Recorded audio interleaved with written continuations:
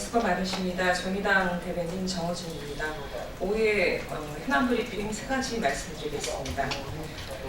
문희상 국회의원 다시 말씀드리겠습니다. 현안 브리핑 말씀드리겠습니다. 문희상 국회의장 초청 5당 대표 간담회인 초월회가 오늘 두 번째 모임을 가졌습니다.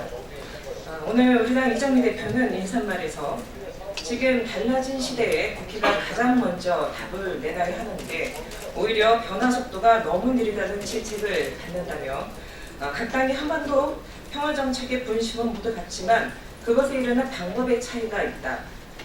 가만히 서서 차이를 좁힐 수는 없다. 일단 함께 걸어가야 하며 그 첫 번째 발자국은 남북 국회회담이라고 말씀을 하셨습니다. 또한 선거제도 관련해서는 이제 시간이 너무 없다. 그동안 가진 것이 많아 선거제도 변화를 이끌지 집권 여당에 대해서 의구심을 가졌지만 방북 기간 동안 이해찬 대표님이 선거제도 개혁을 끌고 나갈 진심을 확인했다. 시간을 흘러보내지 않고 꼭 풀어나가자라고 오늘 말씀하셨습니다.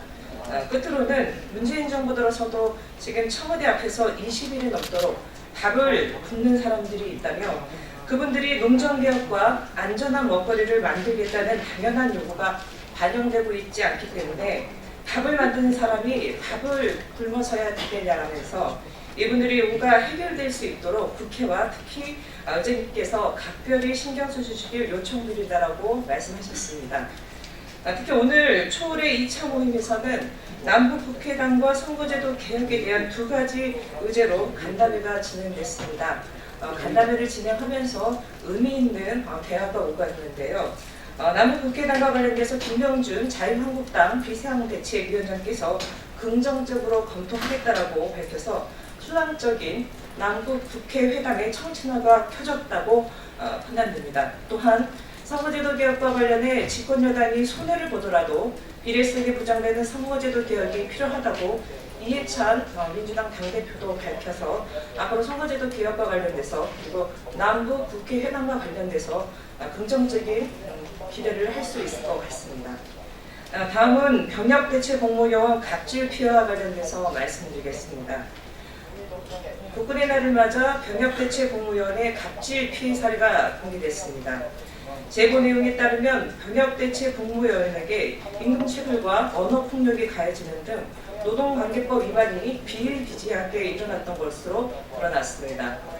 그럼에도 피해를 입은 병역대체공무원들은 공무 중인 지정업체에서 해고되거나 퇴직을 하면 병역 의무가 생겨 현역병으로 입대해야 하기 때문에 문제를 제기할 수조차 없었습니다.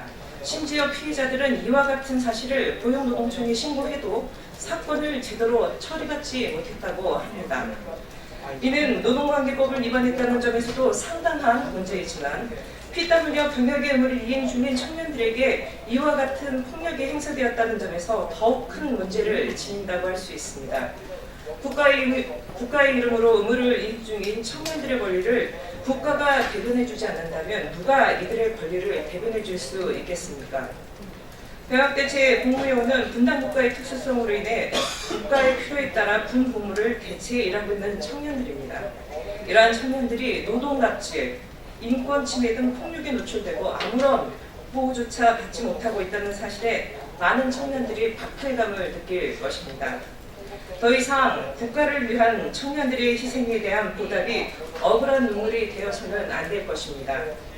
병역대체 공무지에 관한 노동관계법 등 법 위반 사항을 철저히 단속하고 책임자에 대한 처벌을 강화하는 등 이와 같은 사례가 재발을 방지할 수 있는 근본적인 대책 마련을 정부에 촉구합니다. 다음은 양스태 전 대법원장 등 사법농단 몸통 압수수색과 관련돼서 말씀드리겠습니다. 검찰이 양스태 대법원의 사법농단을 수사하며 양스태 전 대법원장의 차량과 전직 대법관 3인의 주거지와 사무실을 압수수색했습니다. 사법농단 수사 4개월 만에 윗선을 겨냥한 강제 수사가 시작된 것입니다. 사법농단의 구름이 터져나오는 와중에도 법원의 철통 같은 방어로 인해 이제서야 제대로 된 수사를 기대할 수 있게 됐습니다. 늦은 만큼 더 철저하게 모든 의혹을 밝혀내야 할 것입니다. 검찰은 압수수색을 통해 양승태 전 대법원장의 재임 시절 USB를 확보했다고 합니다.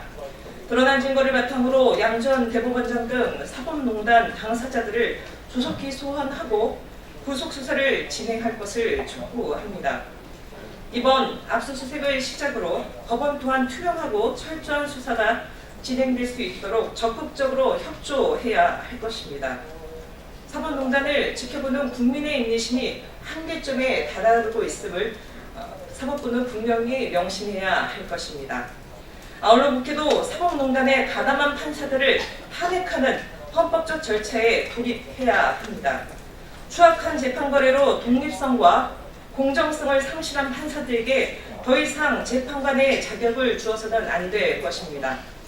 국민의 뜻입니다. 이제 국회가 나서서 사법농단을 단죄해야 합니다. 이상 브리핑 마치겠습니다. 좋은 오후 되십시오.